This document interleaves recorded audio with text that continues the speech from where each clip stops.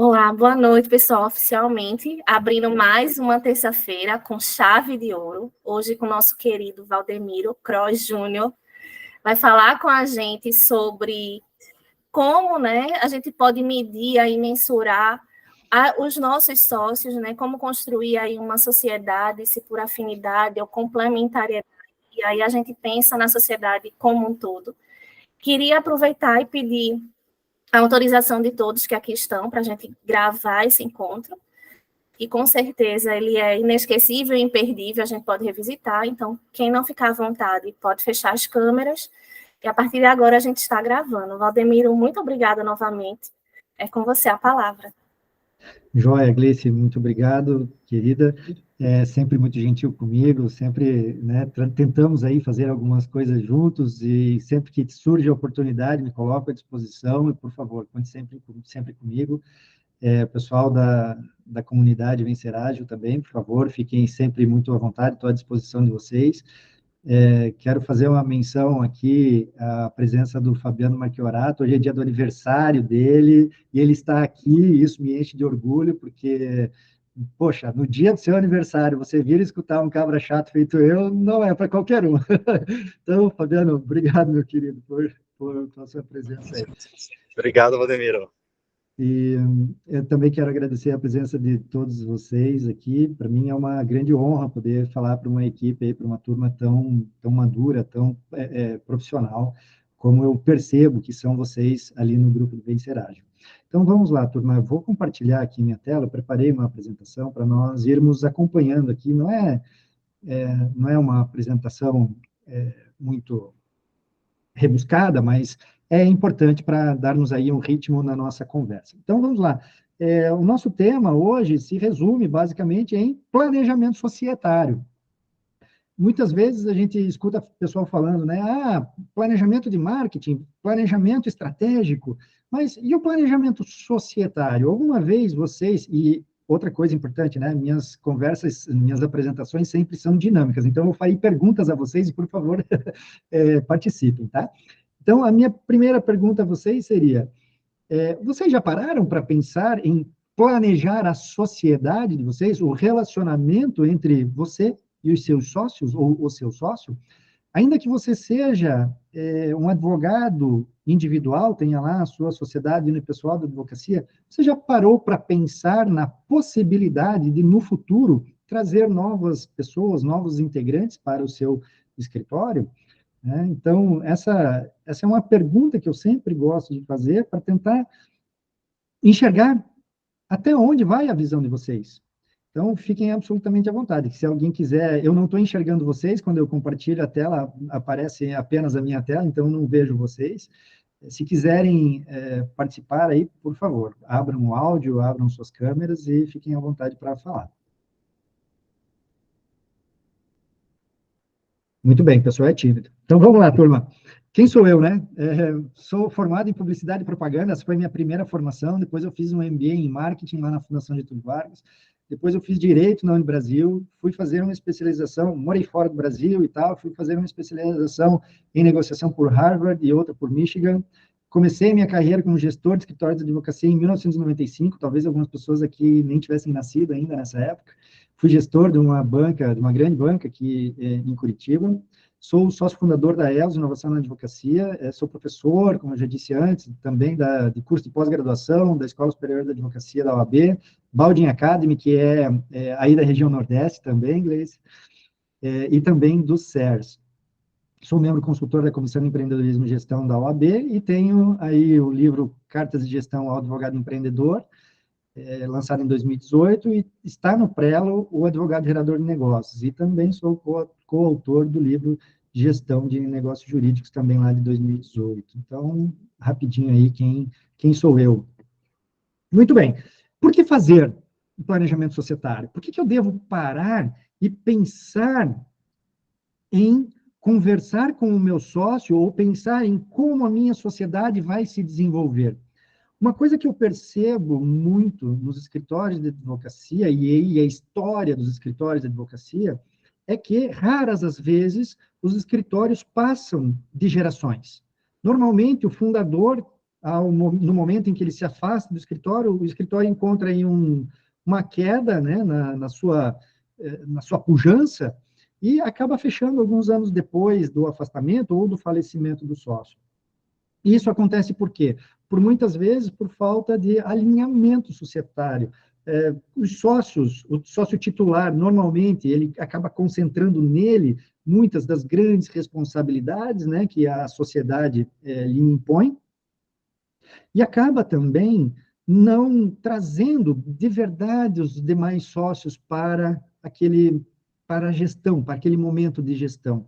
Acabamos tocando o negócio mais ou menos do tipo, deixa a vida me levar, vamos lá, estou tocando o negócio, está funcionando, eu sou sócio, eu tomo as decisões, sócio majoritário, né, o titular, o fundador, enfim, e vou tomando as decisões, uma vez ou outra converso com alguns dos meus sócios, mas sou eu que encabeço o negócio e vou empurrando o barco para frente. Muito bem. Só que é por conta disso, normalmente, que as sociedades acabam se deteriorando, né? Por falta desta comunicação, por falta deste diálogo entre sócios e desse alinhamento entre sócios. Também outra coisa que é muito comum, que eu vejo corriqueiramente, são pessoas que saem da faculdade, colegas de turma, que não param e pensam, poxa, será que, por isso aquela pergunta que teve no Instagram e também aqui no grupo, né, do Vencer Ágil, em que fazíamos a seguinte indagação, você escolheu o seu sócio por afinidade ou por complementaridade? Normalmente o que eu vejo éramos colegas de faculdade, gostávamos da área previdenciária, gostávamos da área trabalhista, empresarial, seja qual for, e decidimos abrir o escritório, mas não pararam em momento algum para analisar, por exemplo, o seu perfil comportamental. Nunca fizeram uma análise de perfil comportamental para verificar naquilo que nós somos complementares ou naquilo que nós somos similares.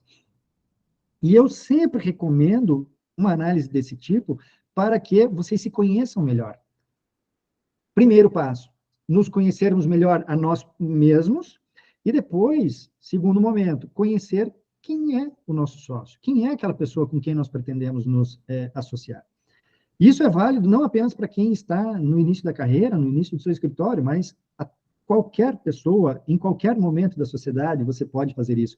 Inclusive, sugiro que isso seja feito de maneira sistemática. A cada 2, 3 anos, talvez, você pode fazer uma análise de perfil dessas, justamente para que você tenha um pouco mais do conhecimento do perfil daquele seu sócio. Por quê? O perfil vai mudando. Por que fazer rotineiramente? Porque o perfil vai mudando ao longo do tempo.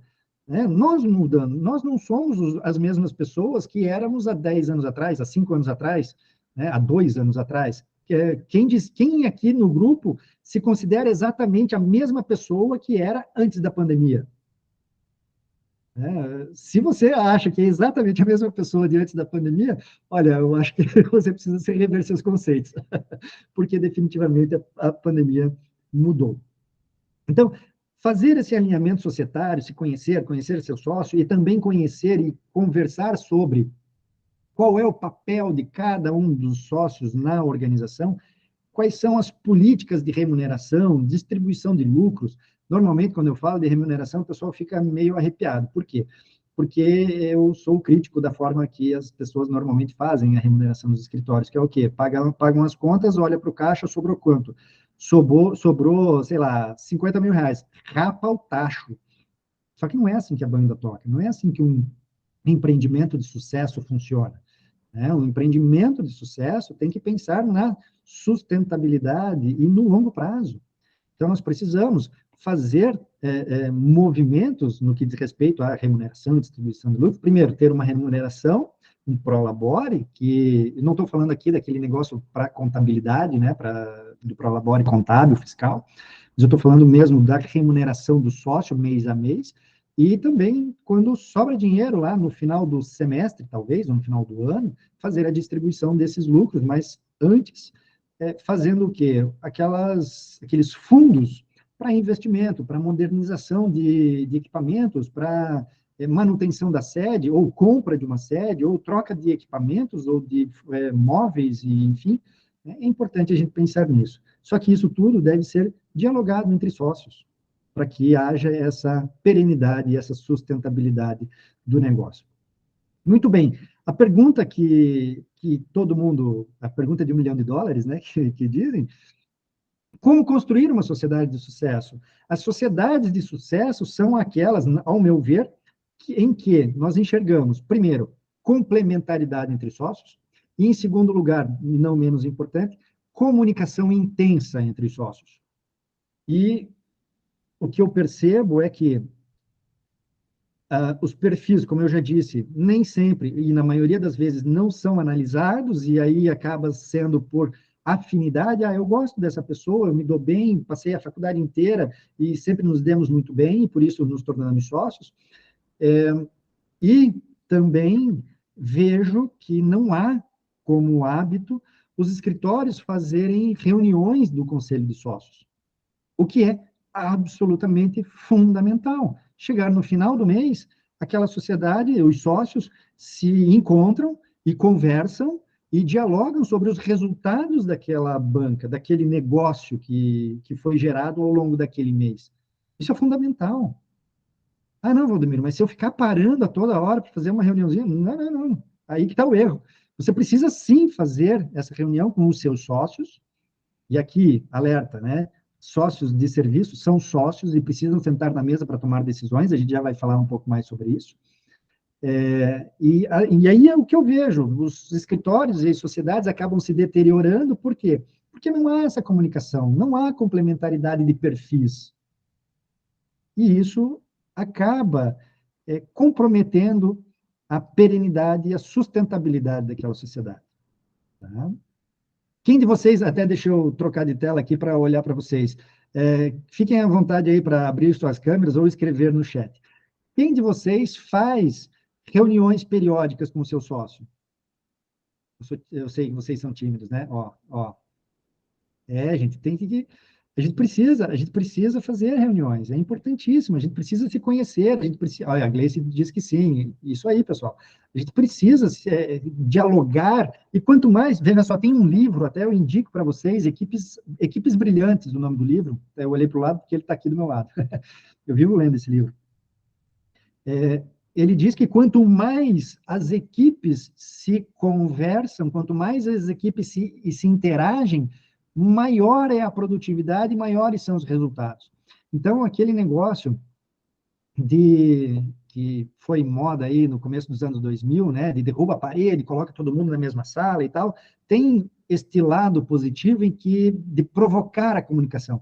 É claro que não pode ser aquela comunicação tola, né, olhar para o lado, incomodar todo mundo para perguntar onde é que está guardado o arquivo tal, né, isso daí já é coisa lá para a controladoria organizar muito bem uma pasta com todas as documentações, o GED, né, para que os documentos estejam disponíveis a tempo e a hora, para que as pessoas possam, e os manuais também, informando onde estão os documentos, para que esse tipo de interrupção meio tolinha não aconteça.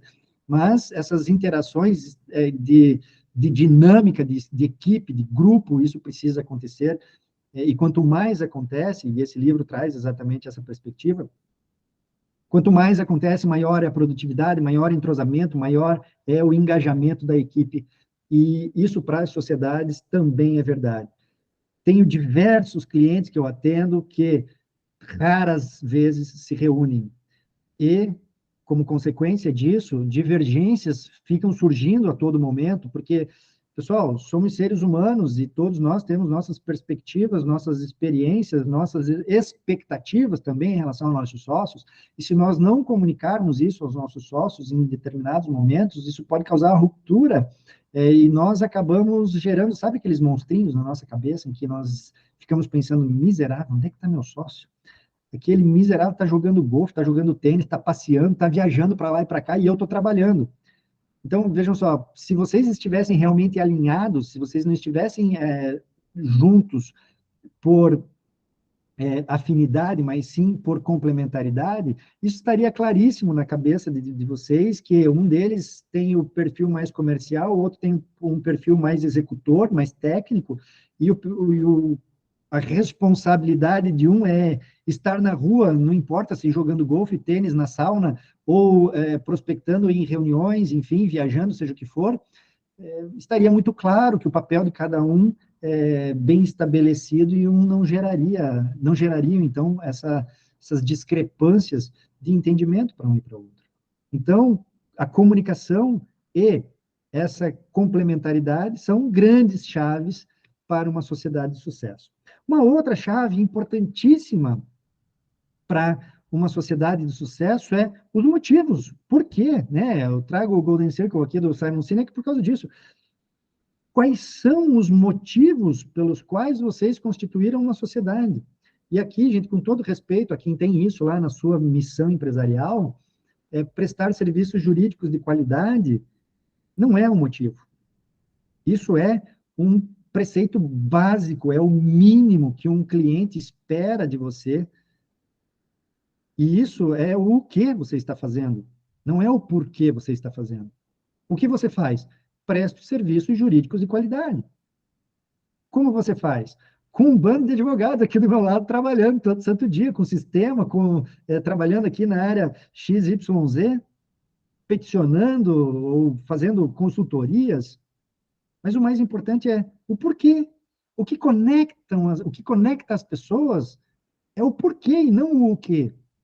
E isso serve para a atração de clientes, para engajamento da equipe e também para construir uma sociedade em que aquela argamassa que foi colocada entre os tijolinhos da sociedade seja muito bem sólida e esses tijolos estejam muito bem amarrados. Esse porquê, digamos assim, é a fundação da construção de um grande negócio. E é assim que vocês devem, e é a partir daqui que vocês devem pensar. Então, encontrei um sócio. Segundo passo, vejo se eu tenho complementaridade, se meu perfil é complementar ao dele. Tenho uma comunicação intensa com essa pessoa e compartilho a razão de existir dessa sociedade com essa pessoa intensamente. Intensamente. Esse é o ponto. Muito bem. E como descobrir o propósito? Aí eu recorro aqui à sabedoria japonesa e trago o Ikigai, que é o quê? Essa conformação, digamos assim, né? Essa interseção entre esses grupos de interesse, que são o que eu amo fazer, mais o que o mundo precisa, mais o que me pagariam para fazer e aquilo que eu efetivamente faço bem. Quando você enxerga a interseção de todos esses elementos, e é aqui no meio disso é que está o meu propósito. Então, Valdemiro, esse negócio de propósito é muito viagem na maionese, é muito filosófico e blá, blá, blá, blá, blá, blá.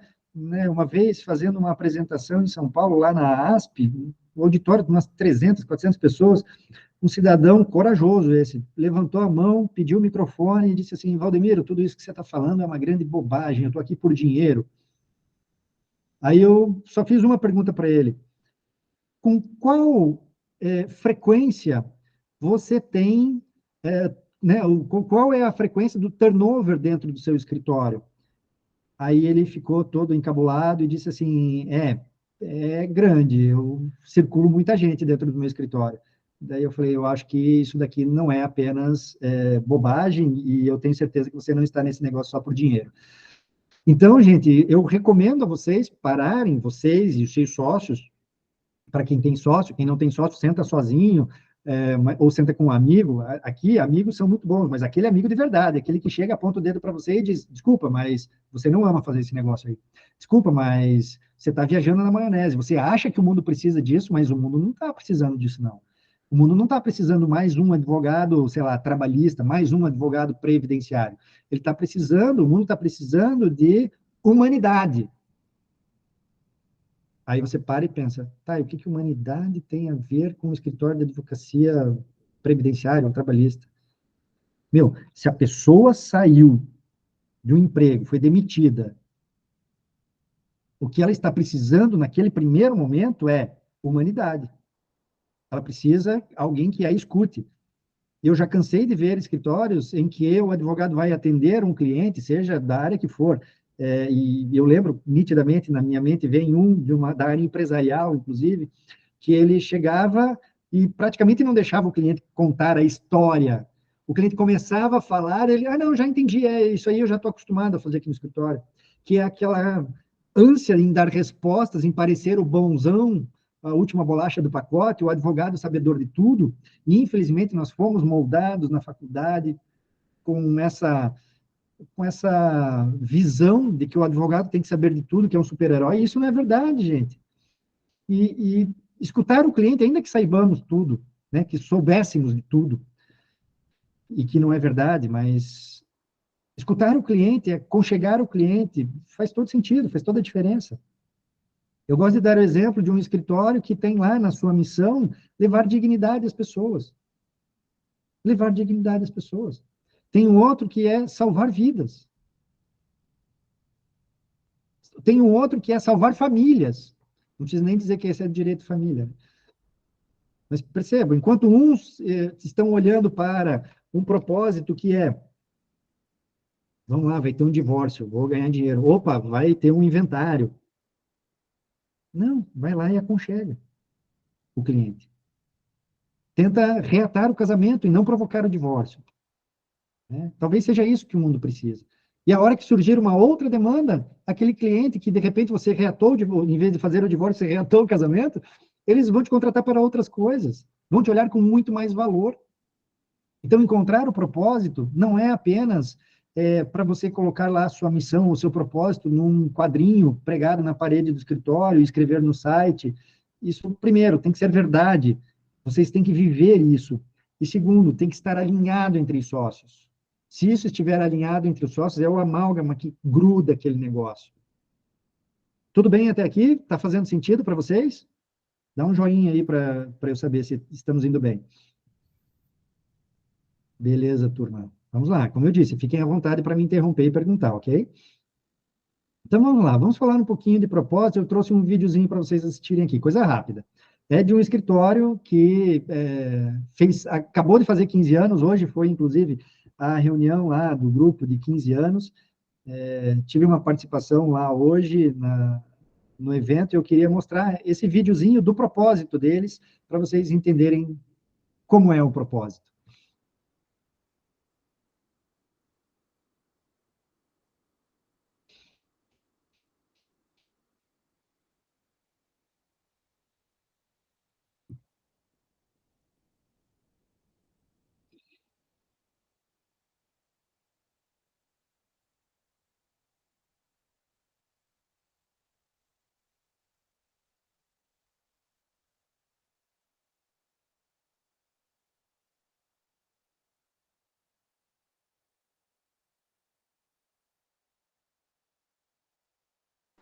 Está sem áudio, professor. Opa! Eu escutando aqui, achando que estava indo bem. Obrigado por... Agora, a imagem fala mais do que 1000 palavras também. Estava esperando ter colocado aqui na mensagem, para não ter que atrapalhar, mas foi ótimo, Raimundo. Como será que eu faço para compartilhar o áudio aqui? Será que você está com fone de ouvido? Eu estou. Talvez tirando o fone. Peraí. Vamos lá, vocês continuam me ouvindo? Sim. Deixa eu ver agora. E agora, vocês estão ouvindo o áudio? Ele nos revela coisas Chegou. Sim. É verdade, por exemplo, que somos mais fortes quando estamos juntos e conectados. Mas que força é essa que todos os dias nos inspira e motiva? E que transforma momentos importantes em histórias? Momentos estes que valorizam o trabalho, reconhecem os esforços, contribuem para o futuro e qualidade de vida das pessoas, agregam valor e encantam para o bem comum. Juntos, somos a história que se faz presente. E o compromisso com as pessoas é o nosso legado. Distribuídos em 3 pilares do direito, estamos em pontos estratégicos de Minas Gerais. Somos tradição e inovação, compromisso e esperança, solidez e confiança. E foi com essa escolha de amor e cuidado com o próximo que, a partir de 2 corações pulsantes, o escritório Silva e Freitas se fez. Sempre crescendo, cumprimos com a nossa missão: atender às necessidades do povo mineiro. Somos um grande escritório de advocacia, participamos da vida de milhares de famílias.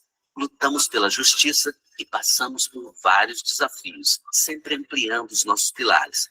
E hoje somos mais fortes. Estamos unidos por um único propósito: levar dignidade a mais pessoas. Para isso, temos um plano claro para nos guiar. É a nossa visão aliada aos nossos princípios e valores: transparência, lealdade, ética, excelência, compromisso, qualidade de vida e aprendizado contínuo. Cada pilar tem objetivos audaciosos de expansão, sob um olhar de compromisso com as pessoas. É por meio do bem comum que levamos a dignidade. Portanto, acreditamos nas pessoas. Somos a esperança, somos o entusiasmo, somos a defesa, somos um time. Juntos, somos o Silva e Freitas.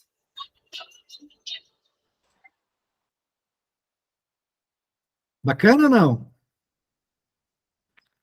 Super. Legal, né? E vejam, o que eles falaram de direito nesse vídeo? Vocês escutaram em algum momento eles falando sobre atuamos na área previdenciária do consumidor e trabalhista? Não.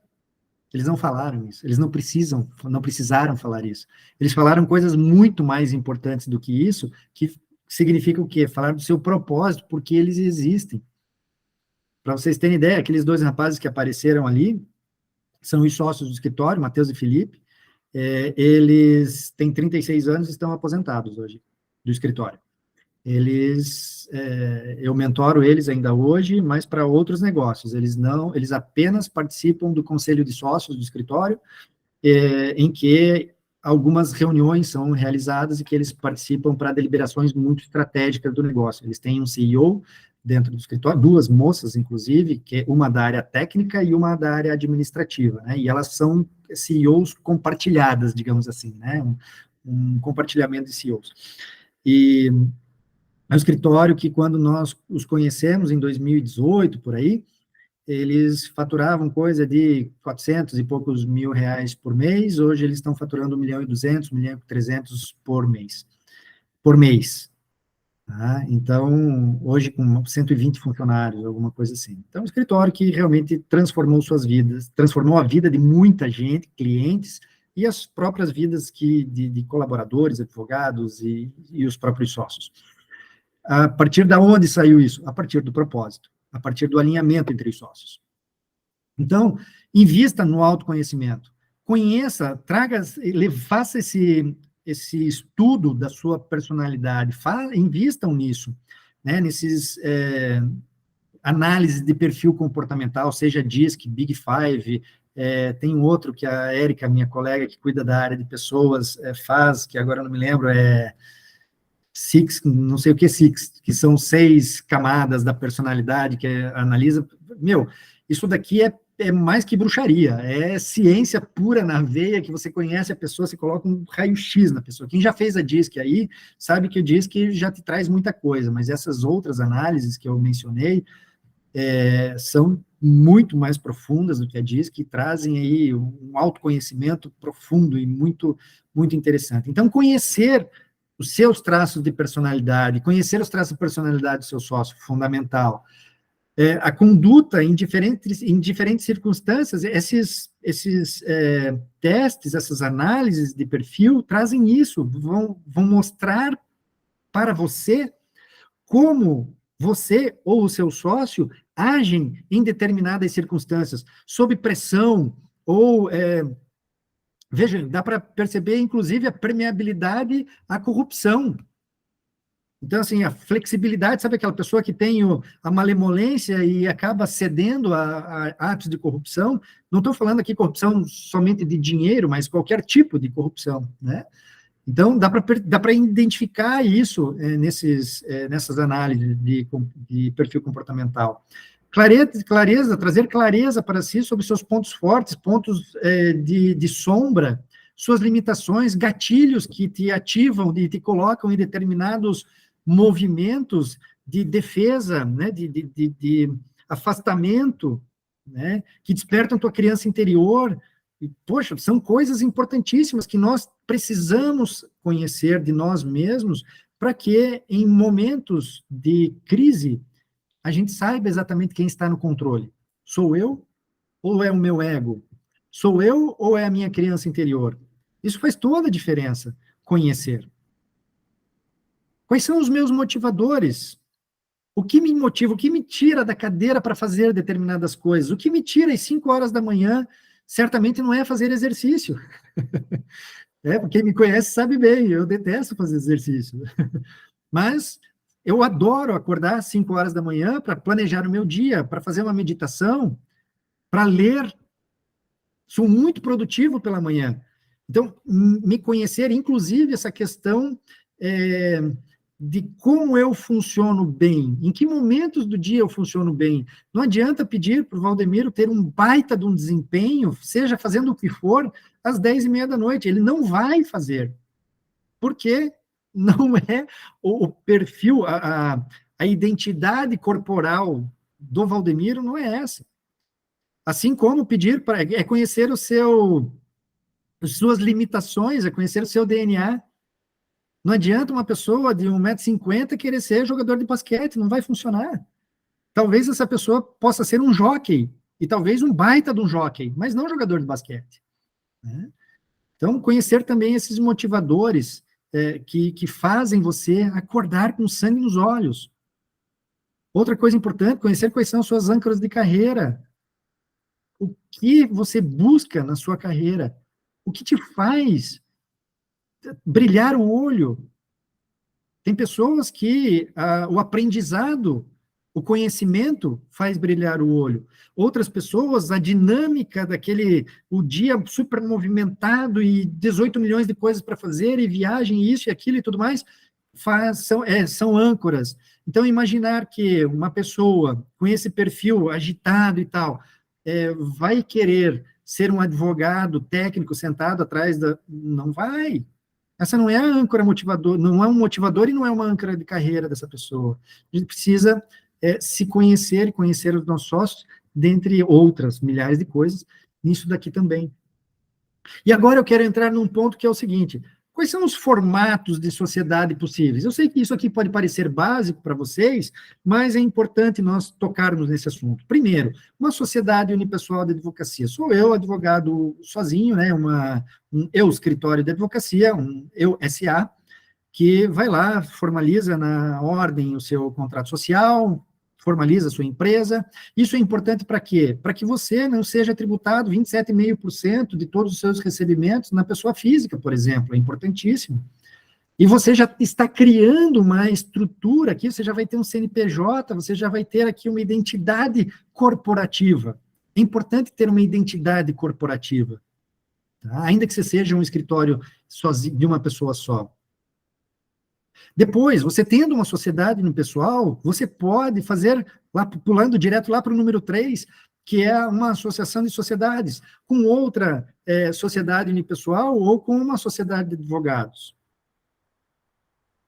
E ainda, né, a própria sociedade de advogados, lembrando aqui que sócios de capital são aqueles que investem dinheiro no negócio. Sócios de serviço são aqueles que, isso aqui é uma anomalia da área jurídica, né, todos sabemos que foi criado especificamente aqui para acobertar, digamos assim, a área jurídica. Sócios de serviço são tão sócios quanto os sócios de capital, ainda que suas cotas não valham nada. Não valham nada, que eu digo, tem valor, né, patrimonial zero. Mas eles precisam sentar à mesa para discutir com os demais sócios decisões importantes da sociedade. Eles formam o conselho de sócios. Então, minha gente, se você trouxe toda a sua equipe para dentro do seu escritório como sócios de serviço, pensando única e exclusivamente em não ter lá tributação, para ter, sabe, para forjar um CLT da vida, coisa parecida, não é o melhor caminho. Definitivamente não é. Ah, mas é mais econômico. Talvez fosse mais econômico você ter esses sócios de serviço, como cada um deles com a sua sociedade unipessoal de advocacia, e você fazer associação de sociedades com essas pessoas. E agora, com a mudança recente, né, do ano passado, no Estatuto da Advocacia, em que você pode deduzir os valores que você repassa para parceiros, na hora da tributação, você deduz o que repassou para parceiros para depois fazer a tributação, faz mais sentido ainda você ter essas associações de sociedade e não trazer um indivíduo para ser sócio de serviço só para forjar a coisa.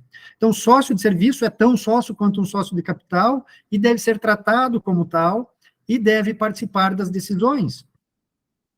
Outra coisa que eu vejo muito comumente acontecer é você trazer um sócio de capital para o seu negócio e ceder cotas. Minha gente, sócio de capital. Capital significa grana na mesa.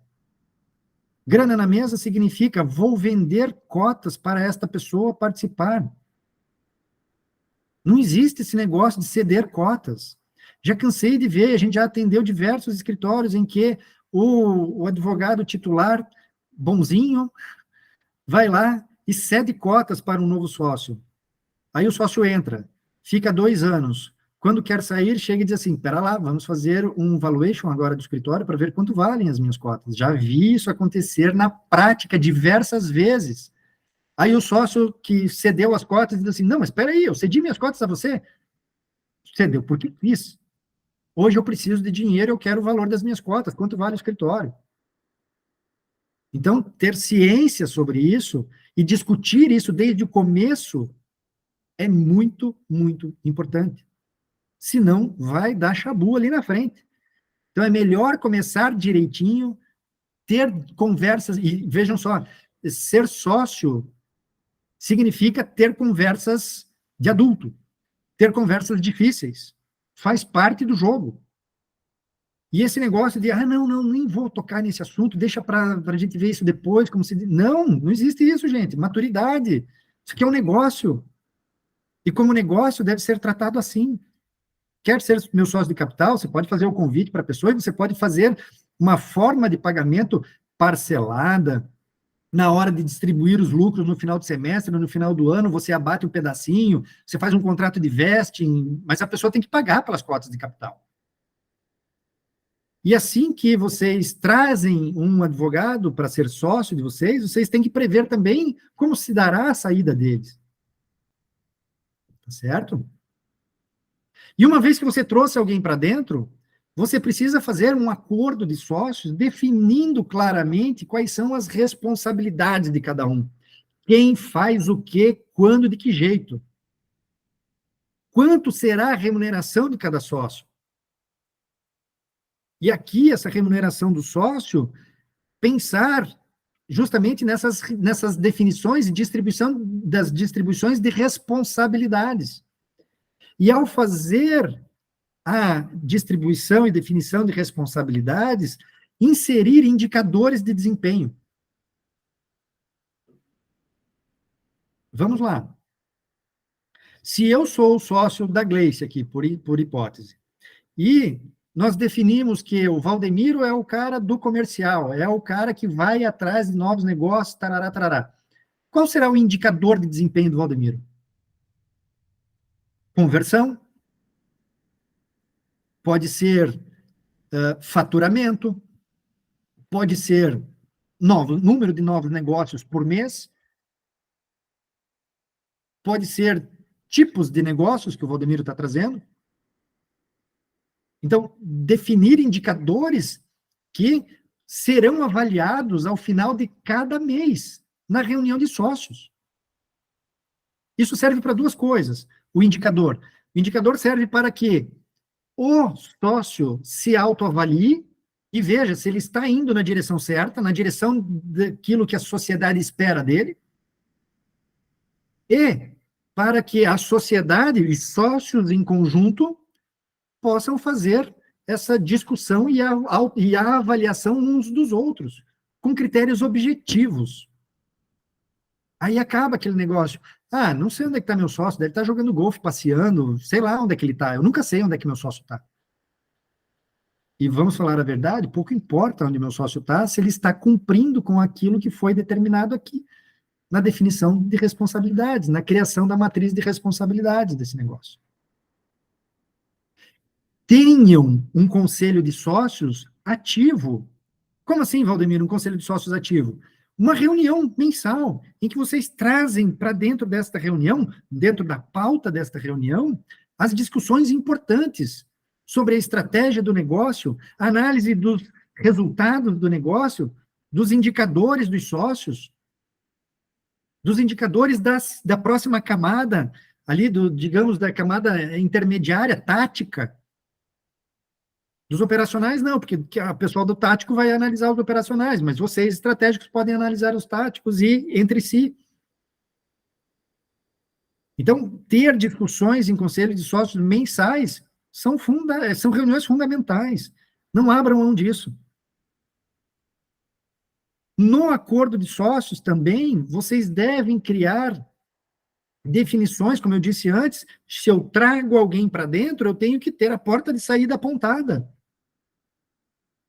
Uma vez dentro, o que acontece, quais são os elementos, os gatilhos que fazem com que um advogado saia? E quando sair, como será? Como se dará essa saída? Se o sócio pede para sair, qual é o procedimento? Se o sócio comete uma infração grave dentro da sociedade, dentro daquilo que ele infringe valores importantes da sociedade, como deve ser? Se o affectus societatis foi rompido, como é que isso se dá? A expulsão de sócios, talvez, tem que ser tratada aqui. E é no acordo de sócios que você traz isso. Outra coisa que pouquíssimos pensam, a aposentadoria de um sócio. Tá, criei o escritório há 30 anos atrás, estou beirando aí meus 65 anos e, puxa, quero agora curtir minha vida, viajar e tal, mas eu não posso. Por quê? Porque minha única fonte de renda é o escritório. E eu não pensei na minha aposentadoria. Eu sempre pensei, nunca vou me aposentar, porque INSS... Mas, espera aí, amigo, o escritório poderia ter planejado já esta saída, esta porta de saída para os sócios. E as cotas do sócio que se aposenta? Talvez o sócio que é em aposentadoria, ele possa ser um membro emérito, um conselheiro, mas ele sai da sociedade, não toma mais decisões pela sociedade e automaticamente vende essas cotas para os demais sócios. Como se dá isso? Importante pensar. Essa hora vai chegar para todo mundo. Então, definir as condições de ingresso. Olha, para você ser sócio, você precisa cumprir com certos requisitos. Tem gente que diz assim, não, para ser sócio de escritório tem que ter 18 anos de casa. Será que, por isso o tempo de casa, com um monte de ponto de interrogação ali, será que tempo de casa define porta de entrada, de ingresso de sócio numa sociedade apenas? E, gente, não se espantem, existem muitos escritórios que eu já passei e eu conheço, que o principal critério é tempo de casa. Não olha, por exemplo, para o desempenho. Eu tenho 18 anos de casa, eu trouxe 2 negócios para o escritório, e vamos lá, sou filho do dono do negócio, ou sou marido da dona do negócio. Putz, será que isso são condições de ingresso razoáveis? Será que os demais sócios vão concordar com isso? E se eu morro? Os meus filhos assumem automaticamente as minhas cotas e se tornam sócios do escritório, caso sejam advogados? Quais são essas condições? A experiência técnica é importante? Sim, claro, muito importante, mas será que são só essas? Potencial comercial, tem escritório que olha muito, os grandes escritórios, pelo menos, olham muito para isso. Alguns são elementos básicos para ingresso na sociedade. Qual é o potencial comercial desenvolvido ao longo de um determinado período? A pessoa não tem nenhuma habilidade comercial. Muito provavelmente, em determinados escritórios, não se torna sócio jamais. Uma outra pergunta que vocês devem fazer: há espaço? Nós queremos novos sócios no escritório? Eu conheço também escritórios que já disseram claramente, não, nós não queremos novos sócios. E, por ironia do destino, quando violaram essa condição que eles disseram, né, não queremos novos sócios, e eles tentaram trazer um novo sócio para a sociedade, deu errado. Porque lá no mindset deles era não queremos novos sócios. Enquanto esse mindset prevalecer, isso vai ser mantido. Aqui repasso, né, a questão da aquisição de cotas. Como se dará essa aquisição de cotas para que haja o ingresso? Quem assistiu o Sults aqui deve lembrar quando o Harvey Specter foi convidado efetivamente para ser sócio, e ele deveria ter um cheque, se não me engano, de $1 milhão ou $500 mil, alguma coisa assim, no bolso para botar na mesa. É isso mesmo. Claro, não precisa ser daquele jeito, né, tirar o cheque e botar na mesa, mas a pessoa que ingressará na sociedade precisa de uma, ou ele tem um plano para adquirir as cotas, ou o escritório oferece a ele um plano para a aquisição dessas cotas, né? Os sócios que vão ceder ali, colocar as cotas à venda, devem oferecer essa condição. Tudo bem? E aqui, cessão de cotas é aquilo, né? Não acho o melhor caminho, você ceder cotas de capital para um sócio, para que um sócio venha fazer parte da sociedade. Tudo bem, turma? Estamos bem aqui? Maravilha. Então, vamos lá. Os formatos de contratação, e aqui a gente já não está muito longe do fim. Gente, por favor, não confundam essas formas de contratação com sociedades, tá? Forma de contratação é CLT e advogado associado. Isso é uma forma de contratar. Vou contratar os meus advogados por CLT ou serão advogados associados. Ponto final. Tem vantagens e desvantagens em cada um, e certamente vocês conhecem, né? A questão da você não poder exigir exclusividade, não exigir horário lá dos advogados associados e tal. Se você é um controlador compulsivo e não está preocupado apenas nos resultados do negócio, mas está querendo observar, fazer um microgerenciamento, coisa que eu não sugiro, não vá de advogado associado, contrate CLT. Ai, Valdemiro, mas eu não tenho dinheiro para contratar CLT, então vai de como advogado associado e adeque a sua mentalidade, o seu modo de pensar ao modelo advogado associado. E não queira distorcer o modelo advogado associado para caber no seu bolso. Não vai dar certo. Tudo bem, turma? Acho que eu cumpri a meta, né? Ó, 20h29, era até as 20h30, certo?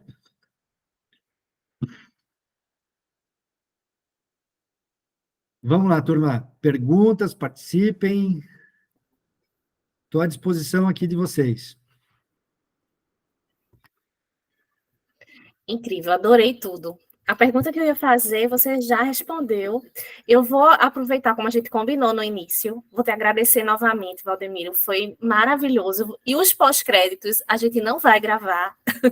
Então, quem não veio ao vivo, né, vai ficar aí com gostinho de saber o que é que aconteceu. Então, vamos parar a gravação aqui para a gente ficar à vontade para as discussões. Tá joia.